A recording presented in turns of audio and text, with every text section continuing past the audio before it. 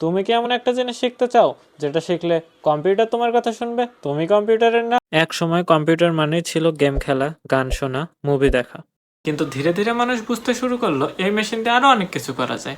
আর ঠিক তখনই দরকার হলো একটি নতুন ভাষার, যেটি সহজ হবে এবং নতুনরা খুব সহজেই শিখতে পাবে। আর এই জায়গায় আসে পাইথন। अरे कहना क्या चाहते हो। 1991 সালে গুইডো ভ্যান রসমের তৈরি পাইথন প্রোগ্রামিং ল্যাঙ্গুয়েজের কথা বলছি। কম্পিউটার সাধারণত 0 আর 1-এর সমন্বয়ে বাইনারি কোডের মাধ্যমে চলে। আর আমরা যেহেতু বাইনারি কোড সরাসরি লিখতে পারি না, এজন্য আমাদের দরকার হয় অনুবাদক। ট্রান্সলেটর বা অনুবাদক মূলত 3 প্রকার: কম্পাইলার, ইন্টারপ্রেটার এবং অ্যাসেম্বলার। কম্পাইলার কম্পাইলার পুরো কোডকে একবারে পড়ে মেশিন কোডে রূপান্তর করে, আউটপুট হিসেবে এক্সিকিউটেবল ফাইল তৈরি করে। উদাহরণ হিসেবে বলা যায় সি, সি প্লাস প্লাস। अरे मुझे चक्कर आने लग गया अब। এরপর আসে ইন্টারপ্রেটার।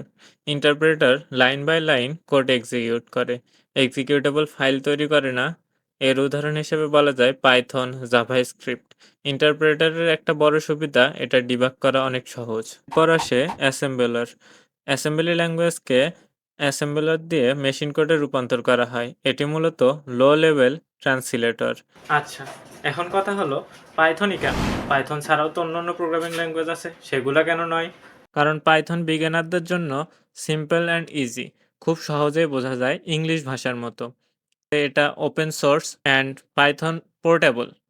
পোর্টেবল মানে তুমি যদি উইন্ডোজে কোনো একটা প্রোগ্রাম লেখো, তোমার বন্ধুকে সেটা তুমি ম্যাকেও চালাতে দিতে পারো। আর এত সব ফিচারের কারণেই আমরা মূলত পাইথন দিয়ে শুরু করব। আজকের ভিডিওটা এ পর্যন্তই। পরবর্তী ভিডিওতে আমরা দেখব কিভাবে পাইথন ইনস্টল করতে হয় এবং আমাদের প্রথম প্রোগ্রাম রান করব।